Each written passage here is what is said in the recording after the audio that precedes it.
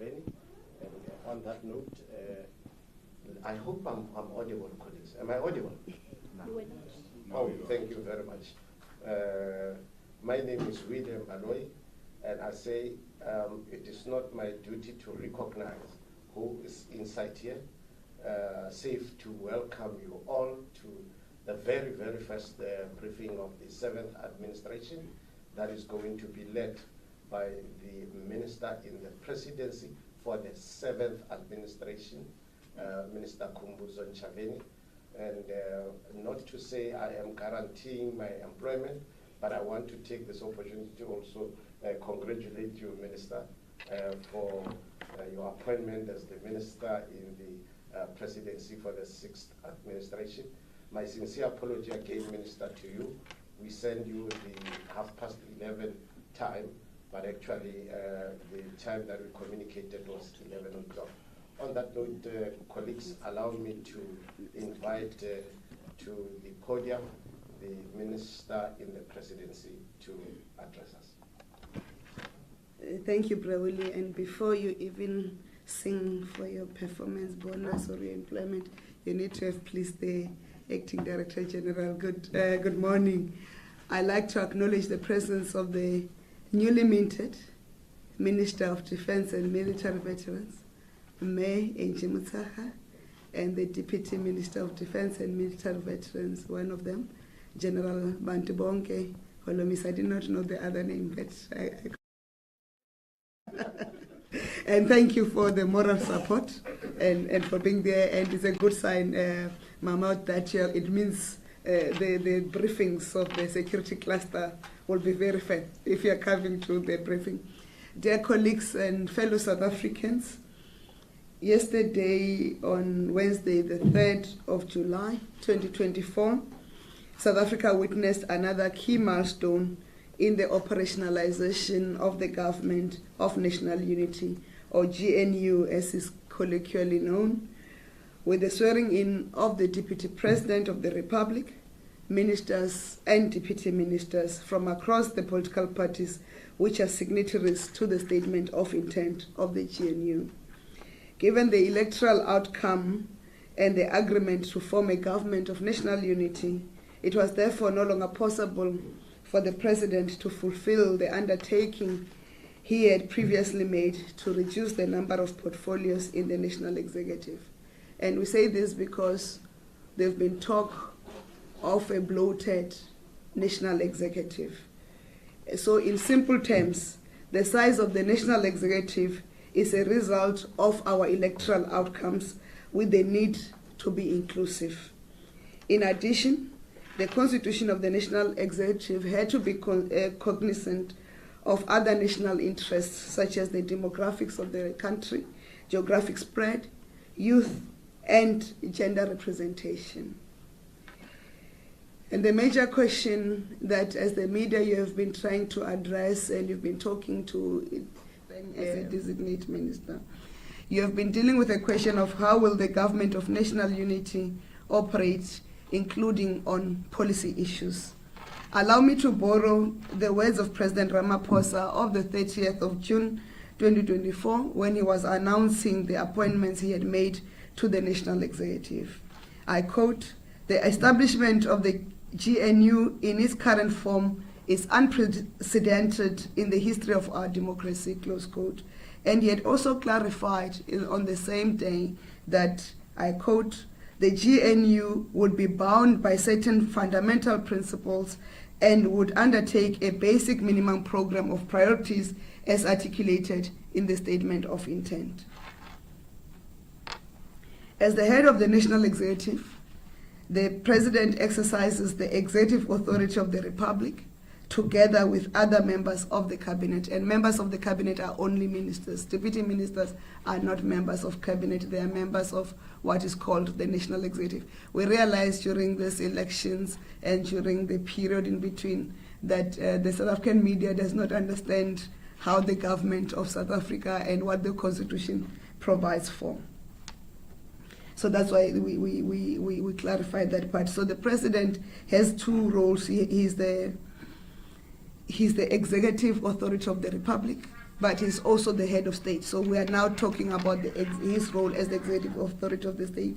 And that is derived from section 85(2) of the Constitution, where he exercised his executive authority together with other members of the cabinet. In this regard, the president with the cabinet is responsible for, and I'm quoting directly as from the Constitution, implementing national legislation unless the Constitution or an Act of Parliament provides otherwise. 2, developing and implementing national policy.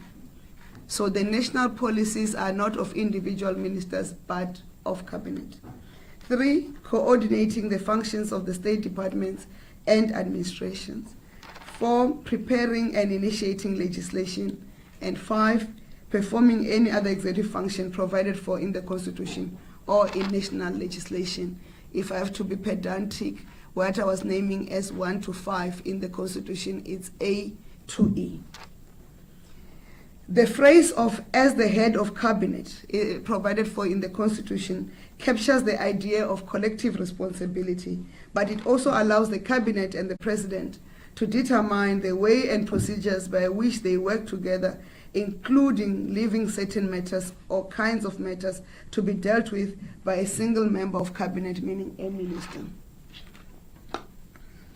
Therefore, if a matter is not a routine matter or departmentally specific matter or a function, it must first be referred to cabinet, as must all matters that cabinet itself has decided should come to it. In general, if a matter is not a routine matter, it must be referred to the cabinet for its consideration by way of a cabinet memorandum, what in any day language you call a submission.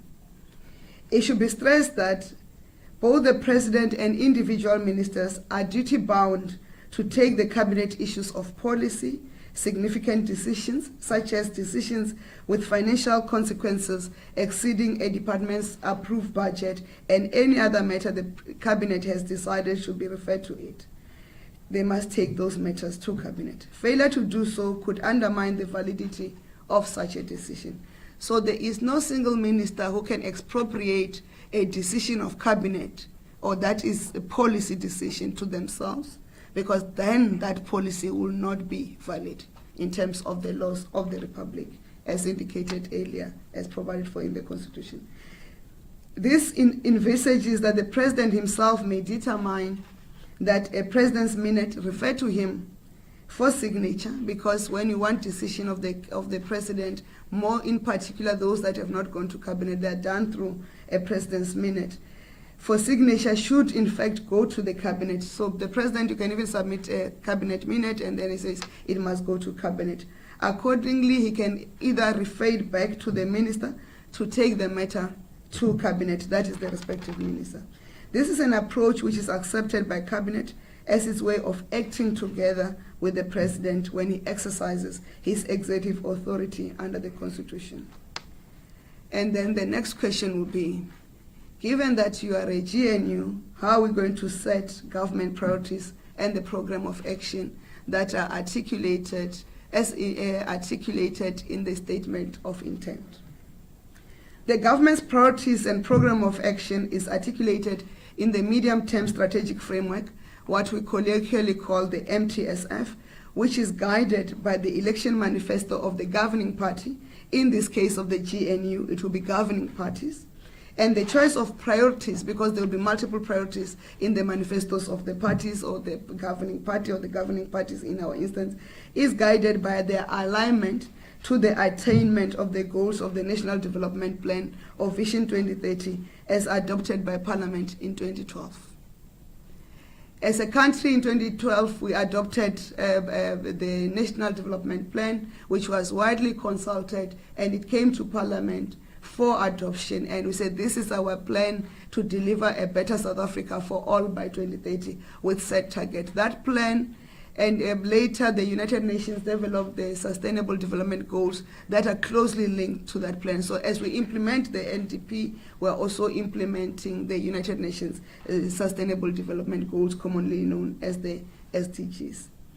And to give effect to the signed statement of intent as signed by the parties to the GNU, the Forum of South African Directors General commonly known as FOSAT, which is chaired by the Director General in the Presidency, have undertaken work of analyzing the manifestos of the parties to the GNU and will submit a proposal for consideration and adoption at the Cabinet Lekgotla scheduled for next Thursday until next Friday, which is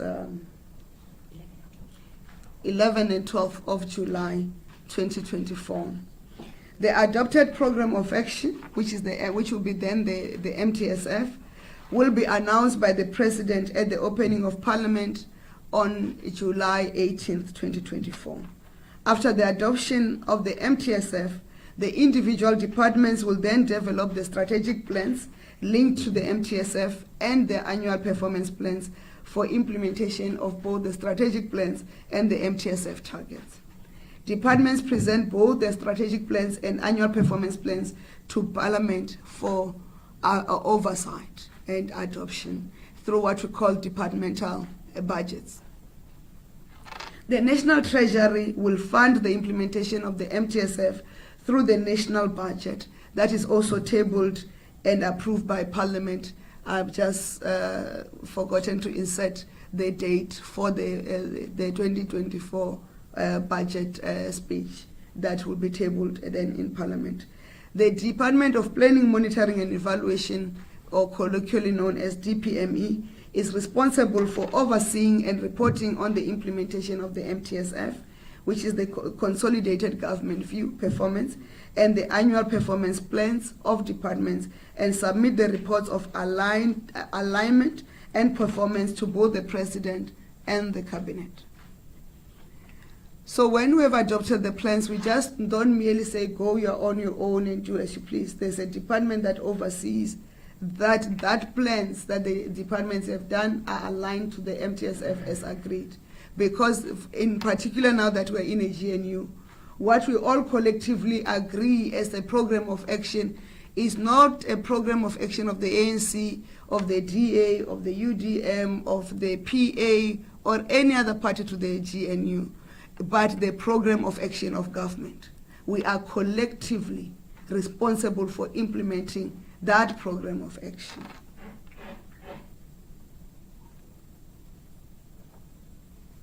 There's also a need to clarify when did the appointed ministers become ministers, because we have been speaking, we've been making pronouncements on policies, we have been, some of us, we have been saying we're not consulted on which department to get to which party, so forth. So let me clarify that the ministers of the 6th administration ceased to be ministers on Wednesday, 19th June 2024, when the President of the 7th administration took oath of office. If you'll recall, he completed his oath of office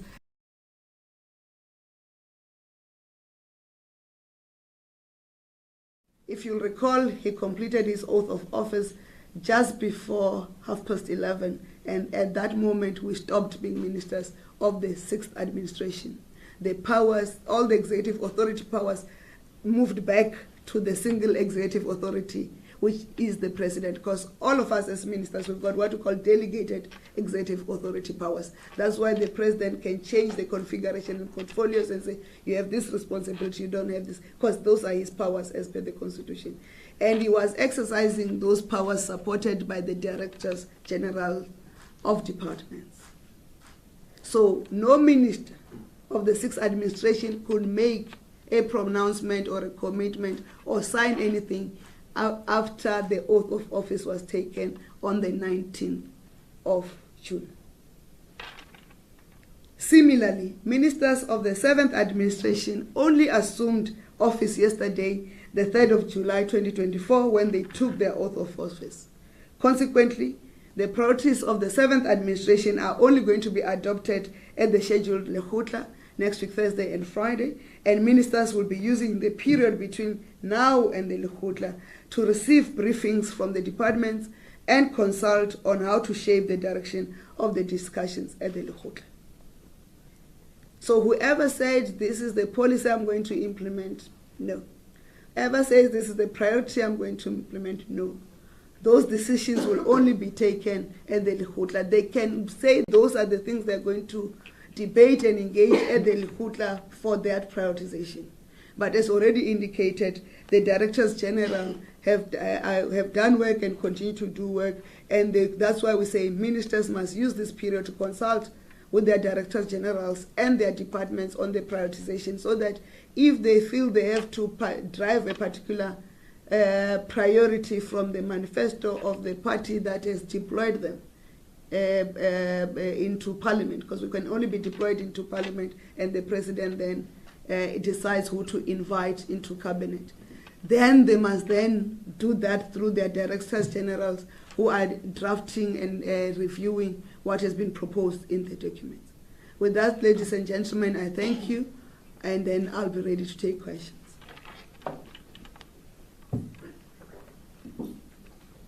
Thank you very much, Minister in the Presidency for the 7th Administration. Taking cue and with your kind permission, I'll also again join in acknowledging the presence of the Minister of Defense and the Deputy Minister of Defense, also the Acting Director General for the GCIS. Colleagues, I will open the floor for questions first here at the Khumbudzo Center, then we'll go to the questions online. The drill is the same.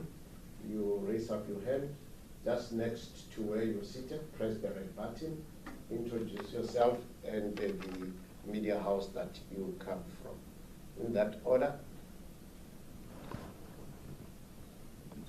Good morning, Ministers. Minister Ntshavheni, welcome back. Good to see you back. Paul Vecchiarti from Bloomberg. You've talked a lot about the GNU briefing, thank you very much. However, one thing that was left out is, first of all, the President did say that there would be a national dialogue about not just about the GNU but also about the country and that. Could you give us any details if any preparations or whatever's going on seems to have stalled? And then related to that and to what you were talking about this morning is in the statement of intent between the parties, Clause 20 talks about the establishment of a deadlock mechanism. What work has been done towards that? Is it going to be an actual structure with, say, somebody chairing it, or have you got any information on that, please? Thank you. Thank you very much. The other hand. Morning, Ministers. My name is Bulelani Philip from the SABC.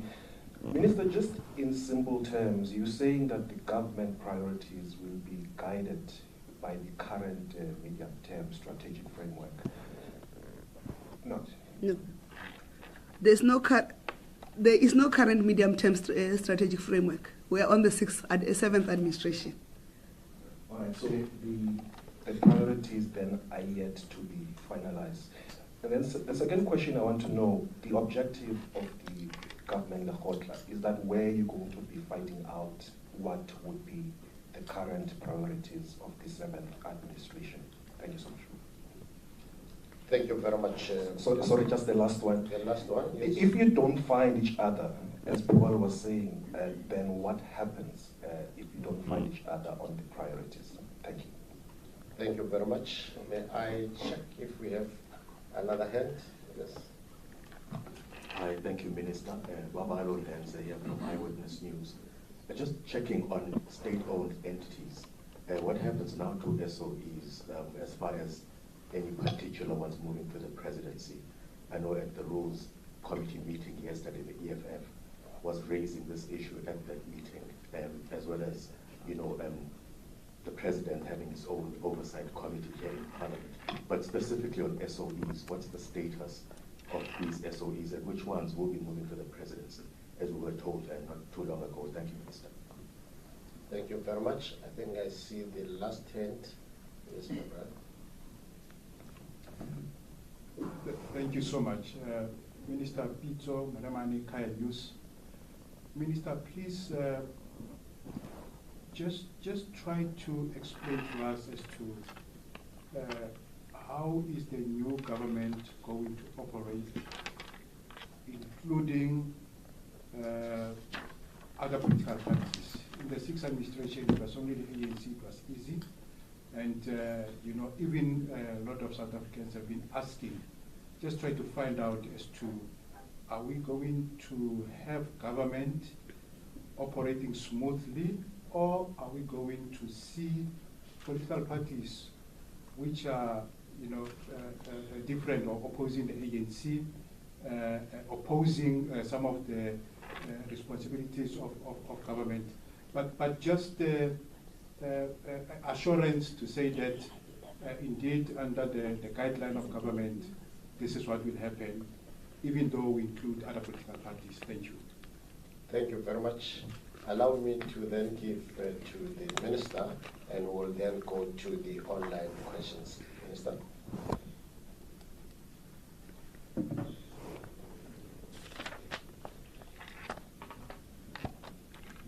Thank you for the questions. Let's start with the issue of the national dialogue.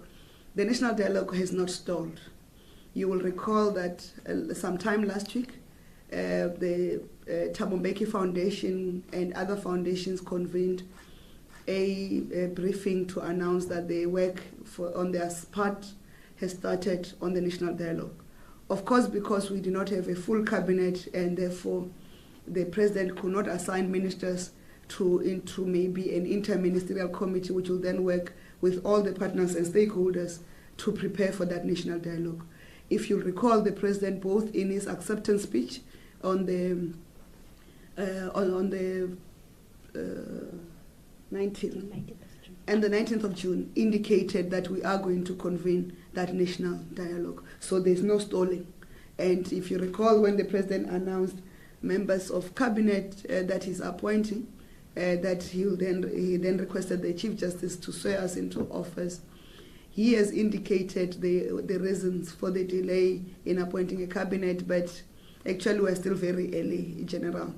DRC took, is it 4 months to do the appointment?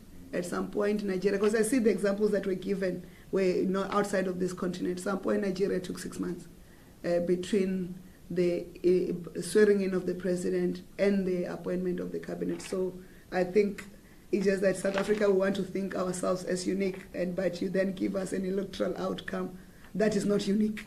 So we then have to behave like everybody found in that situation. And you refer to deadlock breaking mechanism as referred to in the statement of intent, and there was a question of if we don't find each other on the priorities, whether we're going to fight. As I've indicated, the sixth administration has ended. When it ends with its priorities, with whatever. That's why even political parties, when they went to campaign, they had new election manifestos. Those who chose to reiterate same manifestos is their own choices. So from the manifestos of the political parties that are in the GNU, is 11 of us, General? 11 of us. Well, then the Directors General are looking at what are the priorities from the ANC, from the DA, Al-Jama, Good, PAC, UDM, IFP. I can name the 11 of them. And because you've got this requirement that say you cannot have all priorities included, it will be difficult to implement. You then say what then becomes a filter of the priorities. And we have indicated that our filter is the National Development Plan goals and targets.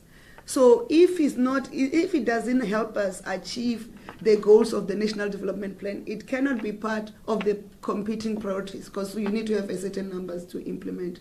And why is the NDP important is because the 7th administration is the administration that's going to be responsible for whether this country achieve Vision 2030 of a better South Africa and a prosperous South Africa for all.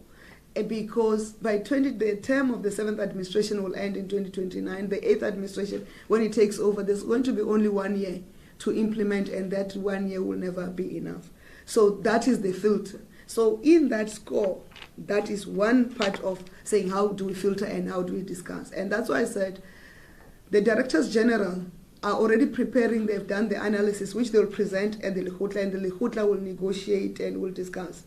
The first part I need to articulate is that At cabinet, there's not been a cabinet decision by voting. And it did not mean even when it was ANC cabinet, we didn't differ. We differed very vehemently on issues, and don't ask me for which issues, otherwise I'll be fired immediately before I even go back to office. Remember, I was only sworn in yesterday. I have not gone to office. Offices are in Pretoria. So don't ask me on which items did we differ. We differed vehemently, but there was a solution found. Either you go back and you find each other and resubmit, and because matters do not just, in terms of processing, do not just go to cabinet. They go through what we call the DG technical clusters. From that technical clusters, then they'll start at FOSAT, and then they'll be discussed at, they'll discuss at the technical cluster, they go to FOSAT. From FOSAT, they then have to go to what we call the clusters, which are ministers and deputy ministers in the clusters. They discuss those matters and recommend them to a cabinet committee. And from that cabinet committee, they then get processed to cabinet. So the cabinet is a final arbiter on matters, but most issues that are not agreed at cluster level, they don't find their way into the cabinet committees.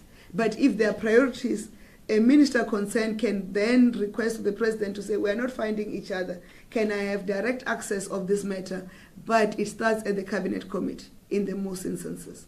If you have to ask a request for direct access to cabinet, then there will be special circumstances for them to go there. So we have not anticipated any deadlock, because the mechanisms of resolving deadlock are in place. And if I speak from experience, President Ramaphosa has demonstrated his ability to negotiate. General Holomisa will agree, we're sitting here. And this situation that the GNU and the composition, the constitution, where we find ourselves, is because of his outstanding skill of negotiating and reconciling different views. And as the head of that cabinet, he's going to make sure that cabinet functions. The other issues, if there are political or ideology issues, those matters are not matters of cabinet, they are matters of the political parties. They will have to go and find each other. And related to this question is the question of whether the parties how will it work, because if they differ with ANC policies, there are no ANC policies in government that gets implemented. They are government policies. There will be, in this instance, there will be a UDM policy, there will be a DA policy, there will be an Inkatha policy, there will be an Al-Jama policy, there will be a good policy, there will be a PA policy.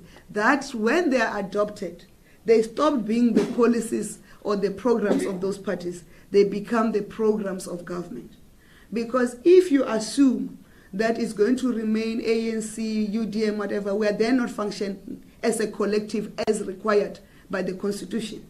Because if what UDM or what PAC is proposing is relevant to the Department of Defense and Military Veterans, and I use yourself, Minister, and DM, because you're here, that policy will have to, and that program will have to be implemented as long as it has been agreed by cabinet at the Lekgotla, and it also goes formally to be adopted by cabinet, and because that's what the National Treasury will fund. It's not an ANC thing, it's a government program. Of course, individual parties will require their deployees to brief them of what is happening with this, what is happening with that. That has nothing to do with us as government. It's party political matters. The parties to the GNU will have to go and find themselves. And you talk about, I'd ask that they do the calculation for me. So you can't eat your cake and have it. This is the English saying. So parties to the GNU, and that's why earlier I said the governing party, but in this instant, governing parties. So it's not an ANC government. It's the government of national unity. All political parties who are signatories to the statement of intent, they are members of the governing parties, or if you want to, they've collapsed themselves into a governing party because they are governing together. So you can't be, and we had a discussion with the general yesterday about one of the things, you can't be a minister from, or a deputy minister from the UDM, and then go and oppose a government decision. Because what we are adopting as a program of action of government will then take back also to our constituent organization and say, this is what we have agreed on. That's why I said the ministers and deputy ministers are appointed, because they're going to be the Lekgotla. They must then use this period to consult with their DGs to say, as Foresight, what have you recommended? Actually, we recommend this over this, and they have that discussion so that the document that comes to the Lekgotla is thoroughly and robustly consulted. And by that, we are assuming, and I know assumption is and I don't want to speak French on national television. I'm very new on the role, so I'm not going to speak French.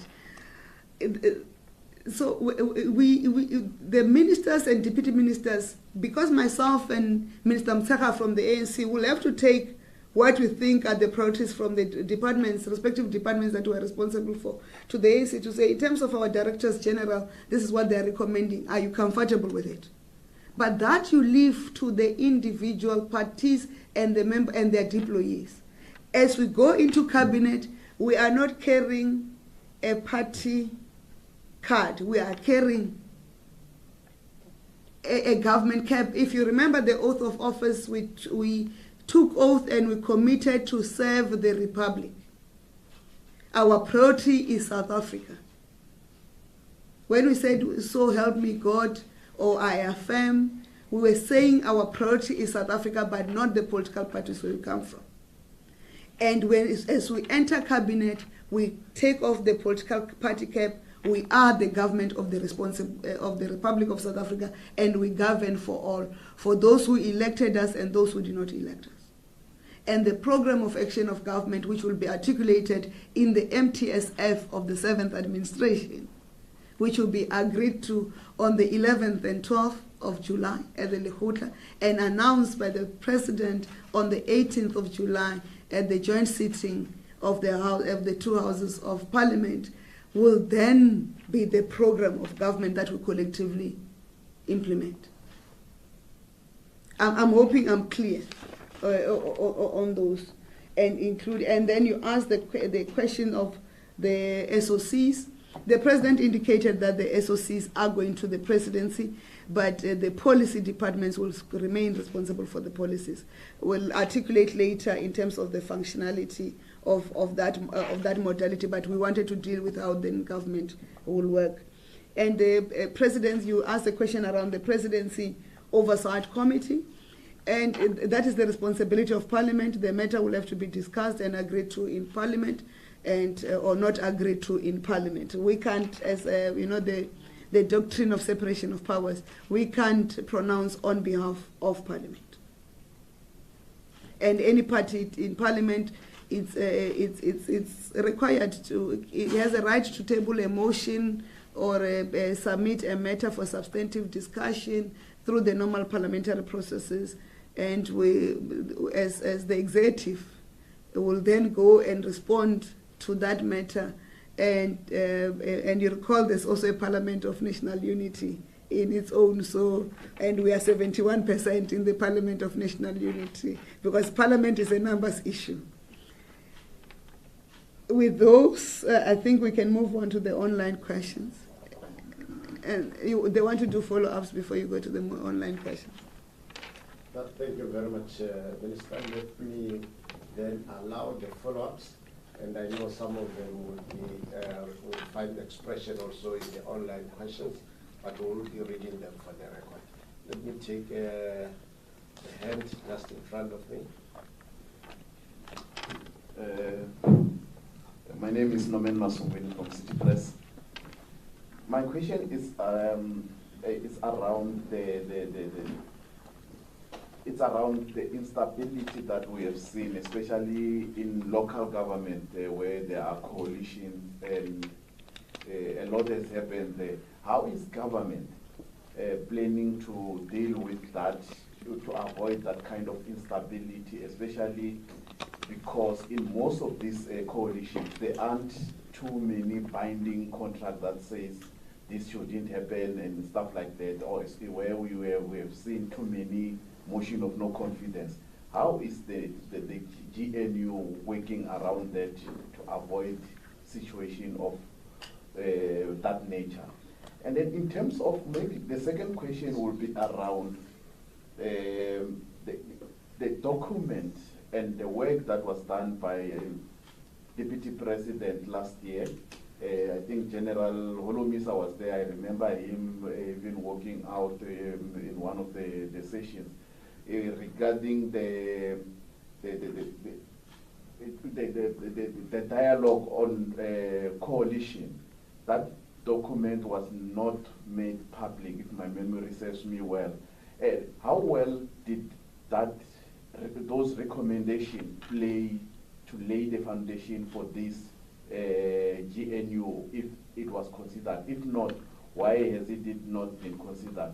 Perhaps maybe the last question would be, since there's a call to have a national dialogue, if those recommendations were not implemented, how then is government going to do on this one going forward? How is it going to implement the dialogue when they didn't implement the one that was undertaken by the Deputy President last year? Thank you. Thank you very much.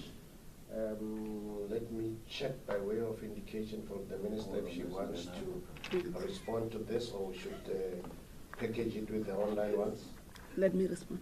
Thank you, Minister. Let's respond. The first part is that in terms of the work done on the coalitions on local government, I'm disappointed that you have not been following work that was being done. Remember, even when there was no cabinet, the government was still operational. The Department of COGTA has published the document for public consultation. They went out to extend the period for consultations, I think, to September. Yes. And I imagine I've been following when I was just an ordinary member of parliament. What is happening in government. So that document that has been, the draft document on the coalitions, on how the coalitions will be governed in South Africa in terms of local government, is out for public consultation. And I would urge members of the media to go and look at it so that we can facilitate feedback and participation of our people, and we can have a meaningful document. Two, how will the GNU avoid that? Like you've correctly said, the coalitions in local government did not have founding documents. It was just agreements.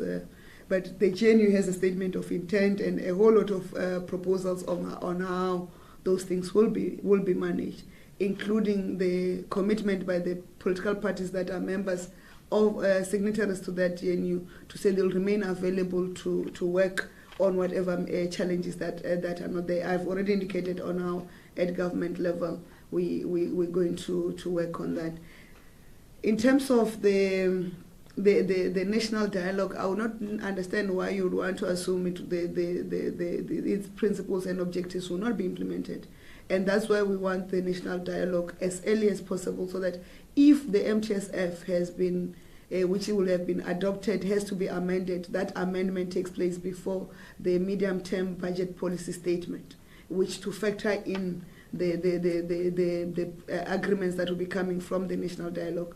The President he has been taking seriously the need for the national dialogue and has appreciated the initiative by former President Thabo Mbeki on driving on that national dialogue. That's why even before the end of the 6th administration, he committed government to work with former President Mbeki on that national dialogue and all the other stakeholders. And the Thabo Mbeki Foundation has already extended a lot of work with the other stakeholders to come in, and as we come in government, step in that space.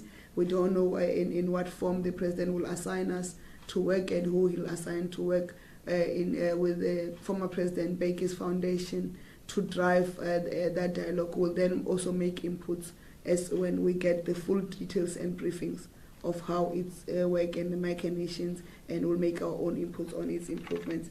I think we can move then to the online questions.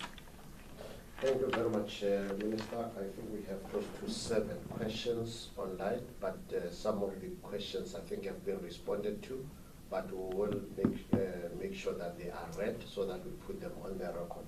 I will then request my colleague Baldwin to lead us on the questions that are online. Thank you, Chair, and morning, Minister and Deputy Ministers. We have the following questions. The first question is from Terence Trimmer from Engineering News, which there's 3 questions. The first one is, could the Minister please clarify the role the presidency will now play in coordinating public enterprise for which the DPE has hitherto had shareholder responsibility? And then the second question, can you also confirm what is to become the DPE staff during the transition to the new shareholder model? And then the third question, and could you clarify reports that ESCOM and Transnet will report to line ministries, which seems to contradict the President's statements of the 30th June on the matter? And then we have a question also from Gavin Mkwema from Politiki Post. He says, Minister, can you clarify the role of Minister Steenkamp? Is he still leader of the opposition in Parliament? And then we also have another question from Antoinette Slabet from Rapport. Can the Minister please explain the position of the SOEs that were under DPE, and also what happens to DPE staff and the assets? And then we also have a question from Dando Tukwana from Bloomberg. Can you please spell out what the responsibilities and parameters of the DPME will be in the new administration, particularly in relation to the SOCs? Then we have another question from Sophie Mukwena, SABC News. Are we likely going to see cabinet clusters being a reconstitution, taking into consideration the changes? And then we also have a question from Ndebu Mokobo from SABC News. We know that the new ministers will be consulting with the respective DGs to formulate what reform basis the Khutla next week. For now, we don't know what will the consultation entail, so what do you think would be highly on the agenda of the Khutla? And secondly, the GPU discussion between the ANC and the DA in Gauteng seems to have stalled. What bearing will that have on the GNU, with the ANC and the DA being the main parties of that agreement? And then we have the last one from Siperele Rudla from Business Report. The question is, how does the government reconcile the growing expenditure on salaries and packs of cabinet ministers, which is estimated would be around 1 billion annually, with the fact that the National Treasury has issued revised cost containment measures for the officials and executives of departments, public entities, and constitutional institutions? That is all the questions for now. Thank you very much, Belvin. I won't comment on any of the questions, whether there is a name that is unfamiliar, but given that the questions are directed to the Minister, I'll leave all the questions to the Minister. Thank you very much. Thank you. We have indicated that we'll come back on the issue of the SOCs and the DPE when the President has gazetted what we call the President's Act, or a proclamation where he announces, where he decides who is assigned which role and which responsibility. Because if you want to speculate on how things will run, who's constituted with what, because he has made announcements specifically and said DPE is going to close, and then the functions of DPE will go to the Presidency. So allow that process to be clarified, and also at the Khutla it will be articulated, and then we'll brief in detail. Because you create confusion and contradictions when you start to do the speculation, whereas you do not have the level of details. But in a normal process of department closing down and also being moved to one component of one department being moved to another, there's what you call the NMOC process, and the NMOC process is the National Micro-Organization of Government. That process is undertaken, led by the Department of DPSA. So I'll also not articulate how the DPME will deal with the enterprise functions until the proclamation by the President has been clarified, has been issued to articulate which departments and how the functionality of one component vis-a-vis the other. So it includes, I won't respond on where Eskom and Transnet are reporting, because that is part of the whole proclamation of the President assigning his executive authorities to the ministers of cabinet that he has appointed. And the question on Minister Steenhuisen, not Steenkamp, Steenhuisen, in terms of being a leader of the opposition in Parliament, is a question that must be referred to Parliament, separation of duties and separation of authorities. That is where Parliament will do. Alternatively, that question must be referred to the DA as a political party. I've clarified in terms of the DPE staff, they then follow through the NMOC process. What gets done it will encourage the Department of DPSA to clarify the NMOC process either in a statement or in a media briefing to say what did they normally do in terms of that. But we request that you give us time. DPSA also plays a very critical role in the formulation of the MTSF, so we'll want them to be focused on that MTSF process and to conclude. But the issue of the DPE closing is not a new issue. The staff of DPE knew, everybody knew DPE is going to close, and the NMOC process is not only commencing now, it had already commenced. They will then give you progress, but after the Lekgotla has been concluded. And then there was a question of whether the clusters will be reconstituted. Of course, you saw that some departments are no longer the original departments. There will be a reconstitution of the clusters of cabinet, and also the appointments of the chairpersons, and in instances where co-chairpersons are required, and co-chairpersons of the clusters. And then there's a question about new ministers consulting with their respective DGs and departments for Lekgotla. What will the consultations entail? We can't prescribe to individual ministers and deputy ministers what they consult on. Everybody have their own choice of and views of how things will be done. They will consult, and there's a linked question to that about the Gauteng government of provincial unity. Those issues are not the issues of government, they're issues of the political parties, and therefore the question must be referred to the ANC and the DA, and not government. We are party political, we are political, and now with our composition we are fully apolitical. We implement a government program that is agreed from the constituent programs of the political parties where we come from, but when it comes to us, there's government. So the question of the talks in Gauteng, they are party political related matters, and they must be dealt with as such. It's for that reason we were not speaking as government when the President was still consulting on the composition of the GNU and determining the portfolio allocation thereof.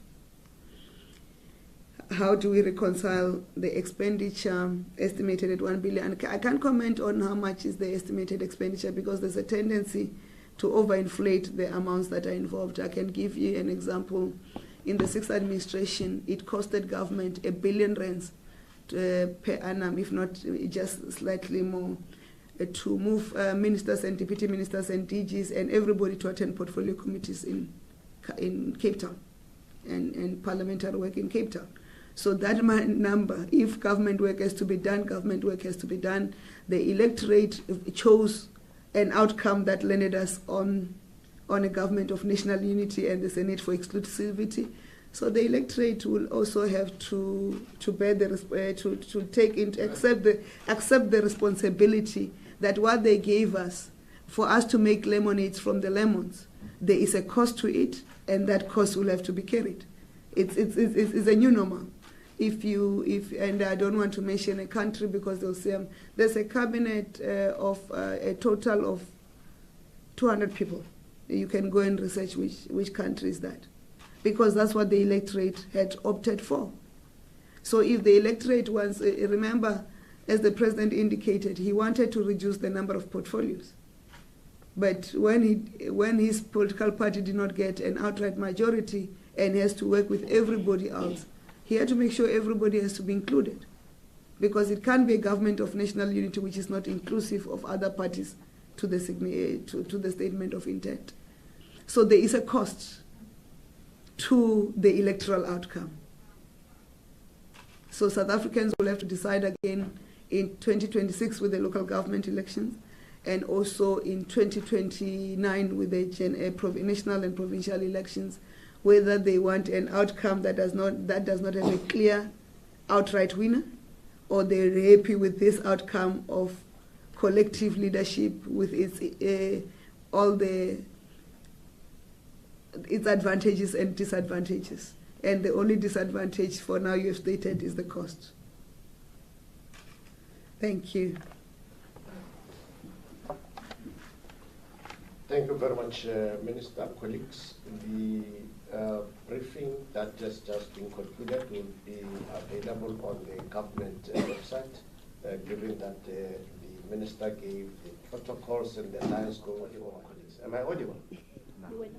Oh, thank you very much. My name is William Aloy, and I say it is not my duty to recognize who is inside here. Safe to welcome you all to the very, very first briefing of the 7th administration that is going to be led by the Minister in the Presidency for the 7th administration, Minister Khumbudzo Ntshavheni.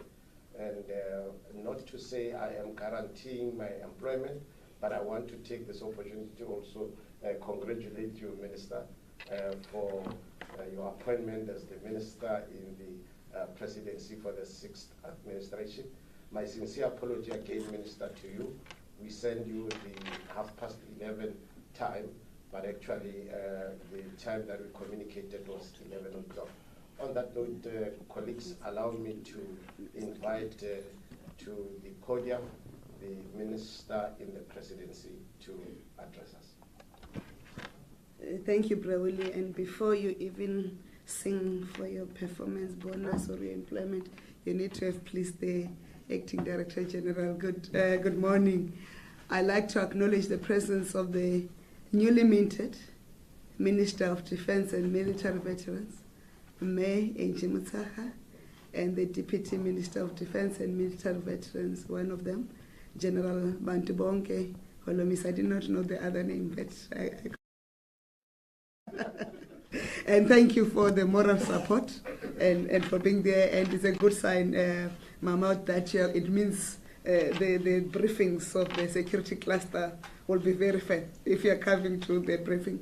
Dear colleagues and fellow South Africans, yesterday on Wednesday, the 3rd of July, 2024, South Africa witnessed another key milestone in the operationalization of the Government of National Unity, or GNU as is colloquially known, with the swearing in of the Deputy President of the Republic, ministers and deputy ministers from across the political parties which are signatories to the statement of intent of the GNU. Given the electoral outcome and the agreement to form a government of national unity, it was therefore no longer possible for the President to fulfill the undertaking he had previously made to reduce the number of portfolios in the national executive. And we say this because there's been talk of a bloated national executive. So in simple terms, the size of the national executive is a result of our electoral outcomes with the need to be inclusive. In addition, the constitution of the national executive had to be cognizant of other national interests such as the demographics of the country, geographic spread, youth, and gender representation.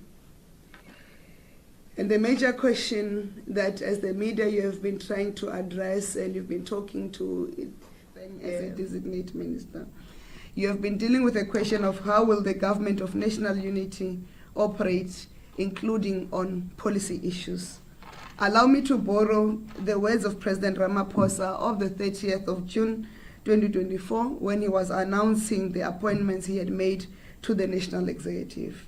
I quote, "The establishment of the GNU in its current form is unprecedented in the history of our democracy," close quote. And he had also clarified on the same day that, I quote, "The GNU would be bound by certain fundamental principles and would undertake a basic minimum program of priorities as articulated in the statement of intent." As the head of the National Executive, the President exercises the executive authority of the Republic together with other members of the Cabinet. And members of the Cabinet are only ministers. Deputy ministers are not members of Cabinet. They are members of what is called the National Executive. We realized during these elections and during the period in between that the South African media does not understand how the government of South Africa and what the Constitution provides for.